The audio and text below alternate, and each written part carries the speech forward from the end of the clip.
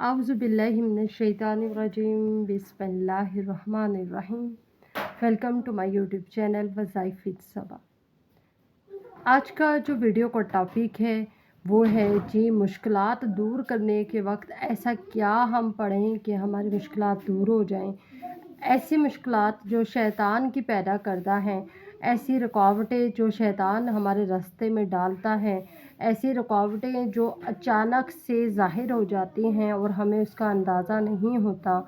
ऐसे मुसीबतें जो शैतान की पैदा करदा होती हैं, शैतान की चालें होती हैं। शैतान कैसे आते हैं, हमारे तक कैसे पहुंचते हैं, ये तमाम बातें आज की इस वीडियो में ज़िक्र करेंगे और आपके साथ शेयर करेंगे। इससे पहले मैं आपको ये कहूँगी कि हमारा YouTube channel वज़ाइफ with Saba subscribe कर लें, बेल आइकॉन को भी प्रेस कर लें और वीडियो को लाइक और शेयर ज़रूर कर दिया करें ऐसे लोगों तक जिनको ऐसे इस वीडियो की, इस टॉपिक की ज़रूरत है, जिनके लिए ये थोड़ी सी भी मददगार साबित हो सकती है उन उसकी मुश्किलात दूर करने के लिए। अच्छा जी, आज जो हम पढ़ रहे हैं, आज जो टॉपिक है हमारा वो है कि कपड़े धोते वक्त और कपड़े निचोड़ते वक्त हमने ऐसा क्या पढ़ाई करनी है और क्या हम ऐसा विर्द कर सकते हैं जिसकी वजह से शैतान दूर हो सकता है। मुश्किलात दूर करने के लिए आपने कपड़े धोते वक्त, जिस वक्त कपड़े धो रहे हो, अच्छा कपड़े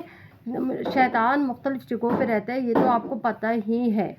ठीक है। शैतान को जब ज़मीन पर निकाला गया था तो फेंका गया था, तो फिर शैतान ने जो जगहें बताई थी उनमें बाज़ार भी था, वॉशरूम भी था, गुसल खाने, लेकिन जो है ये जो है शैतान का वजूद हर जगह पे मौजूद होता है, हर शख्स में शैतान आ जाता है, शैतान कहीं भी मौजूद होता है, लेकिन वो जो बाज़ार वग़ैरह हैं वो शैतान की मुस्तकिल रिहाइश की जगहें हैं। पर ये जो जगहें हैं जो मैं आज आपको बता रही हूँ, जो मैं आज आपके साथ शेयर कर रही हूँ, ये सारी की सारी जो जगहें हैं ये हमारी गलतियों की वजह से यहाँ पे शैतान आता है, वरना ये शैतान की जगह नहीं है। बाज़ औक़ात हम में से बहुत से लोग ऐसे करते हैं, बहुत से घर की ख़वातीन ऐसे करती हैं, घर के मर्द हज़रात भी ऐसे कर रहे होते हैं जिन घरों में ख़वातीन नहीं हैं या खुदा न ख़ास्ता काम करने के काबिल नहीं हैं, तो वो लोग जब कपड़े धोते हैं तो मग़रिब के टाइम के बाद तक भी जो कपड़े हैं वो ऐसी ऊपर छत पे या जहाँ भी उन्होंने फैलाए हुए हैं सुखाने की गर्ज़ से, तो वो कपड़े वहीं पे ऐसे ही फैले रहते हैं। मग़रिब के बाद कभी भी कपड़ों को छत पर ना रखें, ख़ास तौर पे छोटे नौमौलूद बच्चों के कपड़ों को, ख़ास तौर पे ख़वातीन के कपड़ों को ना रखें। मग़रिब के बाद कहा जाता है कि 70,000 बलाएँ और मुसीबतें नीचे ज़मीन पर उतरती हैं। अब ये बलाएँ और मुसीबतें जब आसमान से उतारी जाती हैं, उतर रही होती हैं, तो क्या होता है कि ये डायरेक्ट सबसे पहले इनकी नज़र छत पर जो कपड़े फैलाए हुए होते हैं, इंसानों के कपड़े होते हैं, ख़ास तौर पे नौमौलूद बच्चों के, ख़ास तौर पे कमारी ख़वातीन के, कँवारे लड़कों के, तो इस तरह के कपड़ों की खुशबू जो होती है वो हमारे नज़दीक धुल के फ़्रेश हो जाते हैं कपड़े, लेकिन ये कि इंसान के जिस्म की खुशबू इस जिन्नात हज़ारों फ़ासले से, हज़ारों मीलों फ़ासले से भी महसूस कर लेते हैं। तो ऐसे कपड़ों की खुशबू जो है जिन्नात महसूस कर लेते हैं, और वो जिन्नात महसूस करते हैं जो कि तंग करने वाले जिन्नात होते हैं, वो शैतान महसूस करते हैं, जो शरीर होते हैं, शरारतें करने वाले होते हैं, वो तंग करते हैं हमारे, फिर हमें परेशानियों में डालते हैं, मुश्किलात में डालते हैं, तकलीफ़ें देते हैं, उन जिन्नात को खुशी का एहसास होता है। तो ये एक चीज़ का आपने ये ख़्याल रखना है कि कभी भी मग़रिब के बाद कपड़े अपने खुले आसमान के नीचे कभी भी मत डालें। हाँ, अगर आप खुला आसमान नहीं है, घर के अंदर, कमरे के अंदर कभी या ढके आसमान के नीचे, यानी बरामदे वग़ैरह में, या लेंटर अगर सहन के ऊपर डाला हुआ है, तो ऐसी सूरत में, या छत डाली हुई है, तो ऐसी सूरत में आप जो है डाल सकते हैं कपड़े। खुले आसमान के नीचे कपड़े फैलाने से मग़रिब के बाद अवॉइड करें। एक इस चीज़ का आपने ख़्याल रखना है। और इसके अलावा आपको एक और बात बता दूँ कि जो कपड़े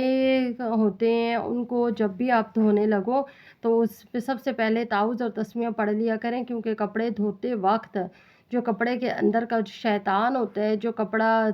کو سونگھ رہا ہوتا ہے، جو جنات کپڑے کو چمٹے ہوئے ہوتے ہیں، جب ہم تعوذ تسمیہ پڑھتے ہیں وہ ختم ہو جاتے ہیں، وہ اتر جاتے ہیں وہاں سے۔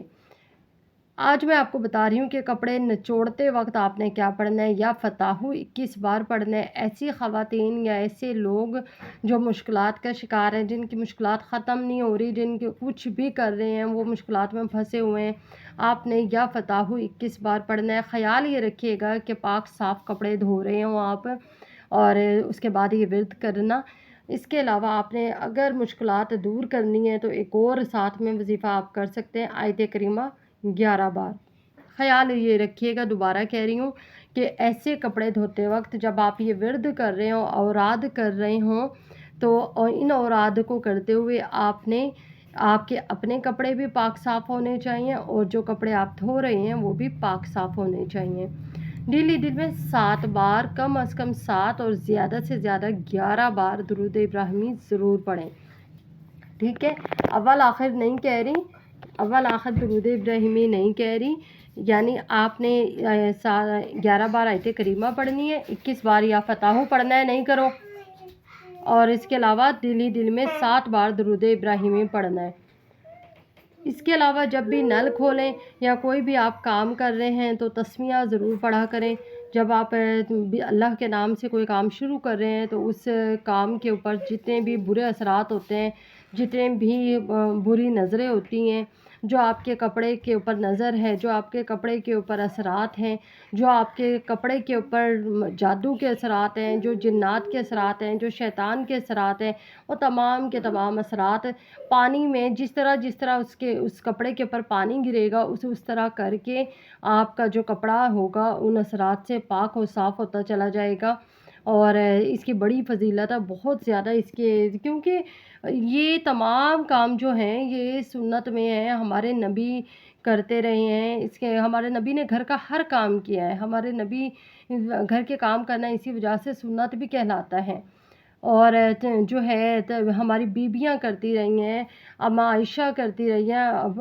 بی بی فاطمہ رضی اللہ تعالیٰ عنہا کرتی رہی ہیں۔ تو یہ تمام کام جب ہم سنت اپنے دماغ میں یہ بٹھا کے اور دل میں یہ بٹھا کے کریں گے کہ جی یہ سنت ہے، تو اس کام میں آپ کے لیے بہت ہی خیر اور برکت حاصل ہو جائے گی۔ آپ کو اس کام میں آپ کو برکتیں ملیں گی، اور وہ کام آپ کے لیے عمل بھی بن جائے گا، اور وہ کام آپ کے لیے باعث برکت بھی ثابت ہوگا۔ اور اس کام کے کرنے کے دوران میں جتنی بھی آپ کی مشکلات ہیں وہ تمام کی تمام مشکلات بھی حل ہوں گی۔ اچھا، مشکلات کیوں حل ہوں گی؟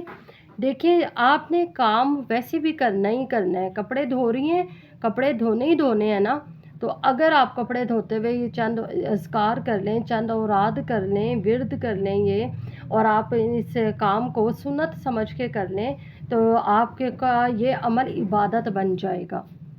یہ عمل آپ کا عبادت بن جائے گا، اور عبادت کے دوران میں جو بھی دعائیں مانگی جاتی ہیں وہ قبول ہوتی ہیں۔ عبادت کے دوران میں جو بھی پریشانیاں آپ رب تعالیٰ کی ذات سے شیئر کریں گے وہ قبول ہوں گی، وہ پریشانیاں ختم ہوں گی، آسانیوں میں تبدیل ہوں گی۔ جب اللہ یہ دیکھے گا کہ یہ شخص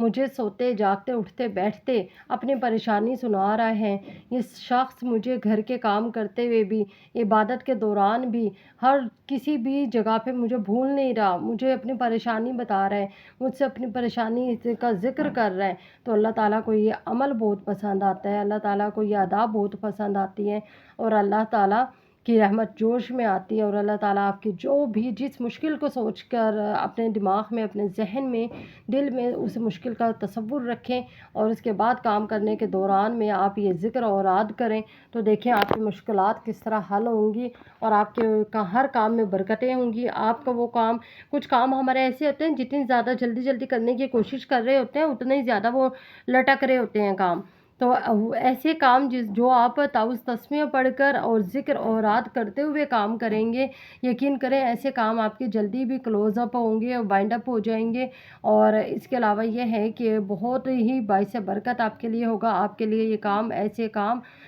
جو ہوں گے سنت سمجھ کے جن کاموں کو آپ کر رہی ہوں گی وہ آپ کے لیے عبادت بن جائے گا۔ دعاؤں میں یاد رکھیے گا، یوٹیوب چینل کو ہمارے سبسکرائب کر لیں، بیل آئیکن کو بھی پریس کر لیں۔ اللہ حافظ۔